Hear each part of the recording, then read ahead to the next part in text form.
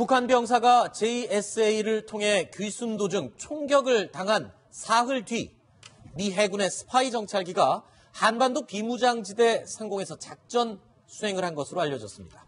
자, 신 대표님, 네. 북한의 어떤 동향을 살피기 이재명 차장에게 묻겠습니다.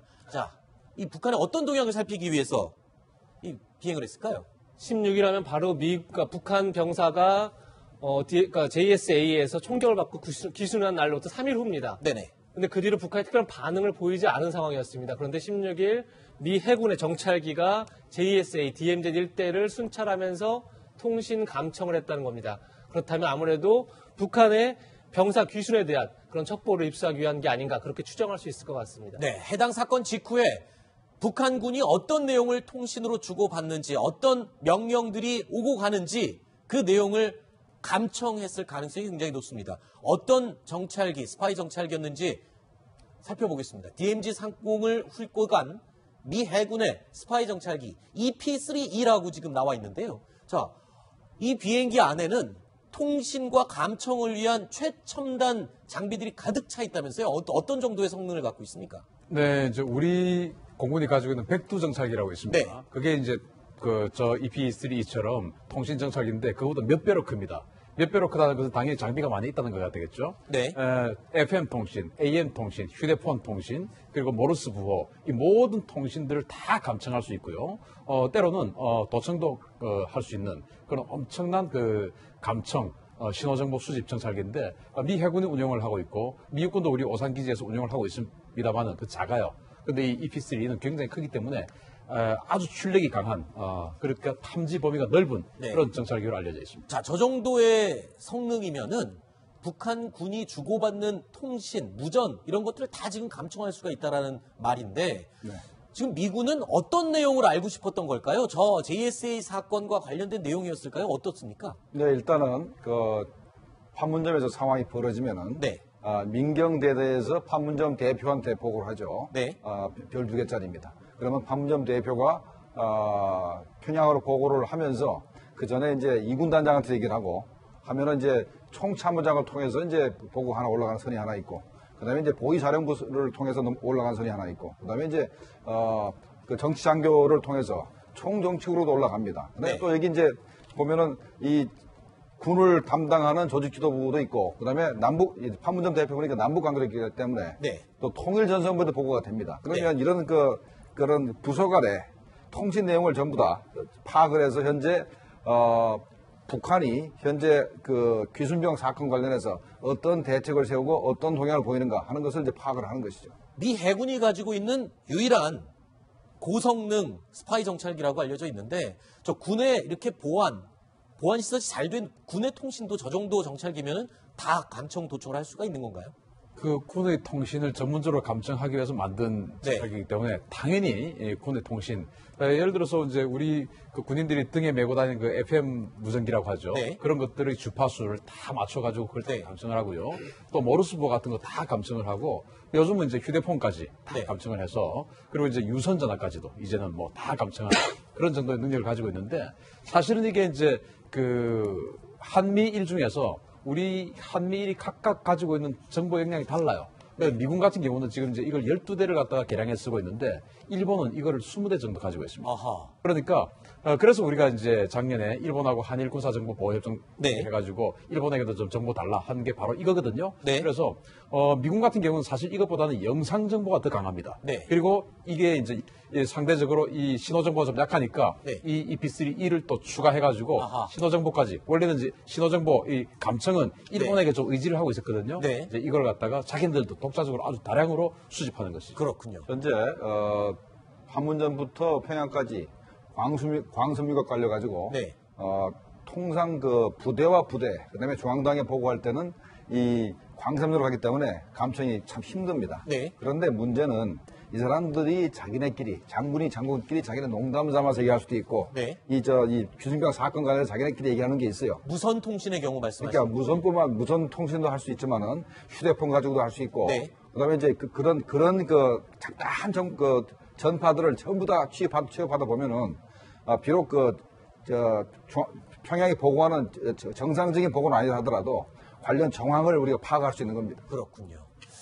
자, 미국은 이러한 스파이 정찰기는 물론이고 군사 위성까지 첨단 정보 자산들을 운용하면서 김정은과 북한 내부의 움직임을 면밀히 샅샅이 들여다보고 있습니다. 그런데 최근 미국이 우리 정부와 대북 정보 공유를 확대하고 강화하자라면서 협의를 하고 있습니다. 어떤 협의인지 간단하게 그림으로 설명드리겠습니다. 자, 우리 정부가, 우리 군이 운영하고 있는, 우리 국정원이 운영하고 있는 휴민트라는 인적 정보 자산이 있습니다. 그런데 미국은 첨단 장비들로 무장해 있죠. 자, 이민트, 위성을 통한 영상 첩보 장비, 그리고 코민트, 통신 감청 장비들을 통해서 입수하는 모든 정보들, 이 정보들을 휴민트가 가져온 정보와 더 많이 공유하고 교환하겠다라고 이야기를 한 겁니다. 자, 그런데 궁금한 게 있습니다. 특히 문재인 정부가 들어서면서 사실 이 휴민트의 정보 교환을 하는 걸 미국이 조금 꺼려했었다라는 얘기가 있어요. 이유가 뭡니까?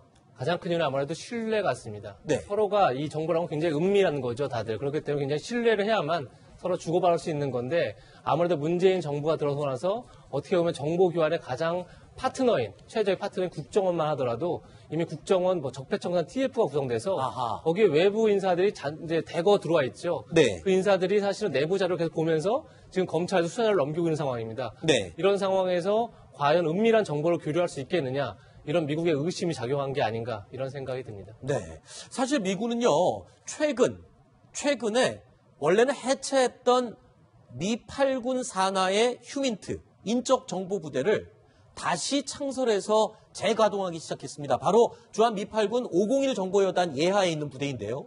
524 정보대대, 원래는 2013년 이후에 재정감책으로 해체를 했었습니다. 그런데 최근에 휴민트 역량이 떨어져서 대북 정보 수집에 난항을 겪었고 지난 13일에 다시 재가동을 했다라고 확인이 됐습니다. 그런데 좀 궁금한 게 있습니다.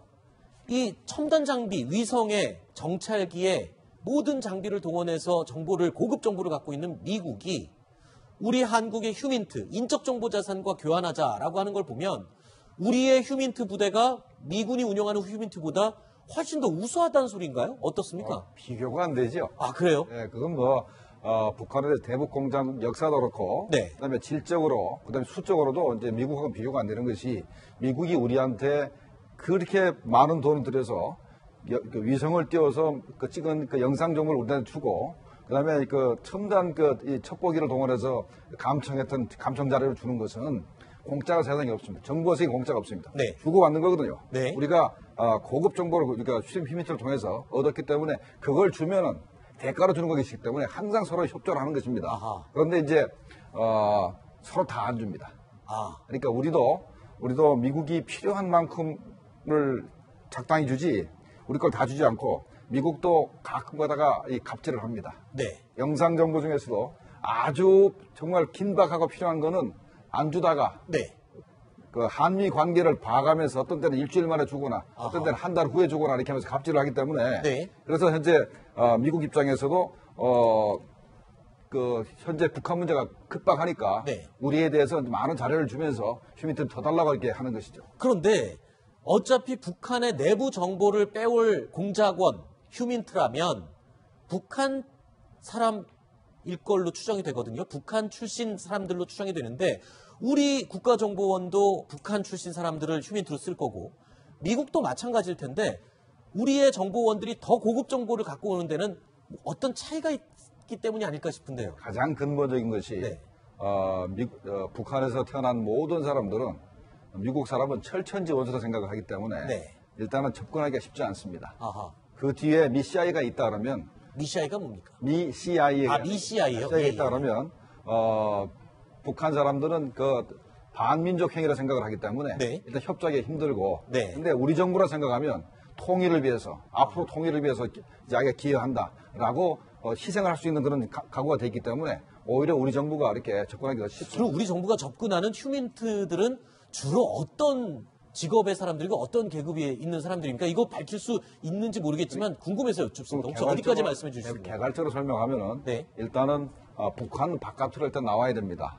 해외 근무를 하는 북한 해외관, 출신. 외교관이든 아. 사업가든 이렇게 나오면 그 사람의 접근을 해서 처음에는 이제 간단하게 네. 뭐 좀 용돈도 줬다가 네. 하면서 그 사람을 포섭을 하고 네. 그럼 그 사람이 양다리를 거칩니다. 북한 체제가 굉장히 어려워질 때 네. 북한 체제가 이제 붕괴 위험에 간다든가 아. 그다음에 지도자가 바뀔 때 자기 숙청될 가능성이 있으면 양다리를 거치면서 자기를 좀 보호해달라 이렇게 얘기 나옵니다. 아. 그때부터 관계가 이제 설정이 된 다음에 네. 이 사람이 만약에 평양에 돌아가게 되면 자기 친구들, 자기 상사들 이렇게 포섭해서 점점 더 이제 간첩망이 형성되는 겁니다. 아, 그렇군요. 형성되면서 자꾸 이제 커져가는데 대표적인 사례가 황장엽 씨입니다. 아, 황장엽 씨도 휴민트로 볼 수 있는 건가요? 가장 대표적인 휴민트고 아. 가장 그 높은 사람을 포섭한 그 사례가 황장엽 사건입니다. 아, 그렇군요. 황장엽 씨는 그런 얘기도 김정일을 직접 암살하겠다라고 의지를 밝힌 적도 있었다면서요. 처음에 황장엽 씨하고 김덕홍 씨가 네. 우리 기업인들, 종교인들하고 접촉을 하다가 나중에 자기가 자기가 김정일을 직접 죽이겠다. 네. 그래서 권총과 무전기를 달라 하니까 아하. 그때 그 종교인이 이제 국정원에 접촉을 시작해서 네. 국정원이 그때부터 이제 황장엽 씨를 인수를 받아가지고 계속 공작 활동을 계속 했습니다. 그러면서 황장엽 씨한테 김정일을 죽이려면은 계속 북한에 있어 달라고 그랬는데 네. 자기가 그때 황장엽 씨 아들하고 호위사령부, 김정일을 호위하는 호위사령부의 장교가 서로 친구 관계였습니다. 네. 그래서 그 장교를 통해서 김정일을 암살하려고 했는데 그거 암살 계획 자체가 자기는 노출됐다라고 생각하고 망명을 하게 된 거죠. 망명하겠다고 해서 이제 우리는 굉장히 말렸습니다. 노출 안 됐다고 말렸는데 그래도 자기가 위험하니까 일단 망명한 그런 사례를 할 수 있습니다. 그렇군요. 자, 최근 미국과 북한의 반민 반관 뉴욕 1.5 채널이라고도 부르기도 하죠. 이 채널에서요, 북한의 관료들이 트럼프의 속내를 정확히 알고 싶어서 안달이 났다라고 저희 탑10에서도 보도해드린 적이 있습니다. 그런데 알고 보면요, 김정은과 똑같이 서로의 마음을 알고 싶어하는 것은 트럼프도 똑같은 것 같습니다. 트럼프 대통령도 똑같은 것 같습니다. 자, 1.5 채널 반민 반관 채널을 통해서 트럼프가 과연 미친 건지 아닌지 정말 알고 싶다라고 질문을 했던 것으로 알려져 있죠. 그런데 트럼프 대통령, 우리 한국의 휴민트를 통해서 정말 알고 싶은 것, 결국 김정은이 무슨 생각을 하는지 정확한 정보를 갖고 싶다. 이렇게 해석을 했습니다. 맞습니까? 아주 맞습니다. 양쪽에서 서로 트럼프 대통령은 김정은이 어떤 전략을 가지고 핵무기를 개발하는지 하는 걸 알고 싶은 거고 김정은 입장에서는 정말로 트럼프 대통령이 북한을 공격할지 그렇군요. 그다음에 어떤 전략을 하든지 알고 싶으니까 피자 서로 속마음을 알고 싶은 겁니다. 네. 첫 번째 이야기는 여기서 정리를 하겠습니다. 두 번째 이야기, 오늘 뉴스탑10이 1위로 꼽은 소식이고요. 어제 오늘 상당히 논란이 됐었던 바로 그 사건입니다. 화면 보시죠.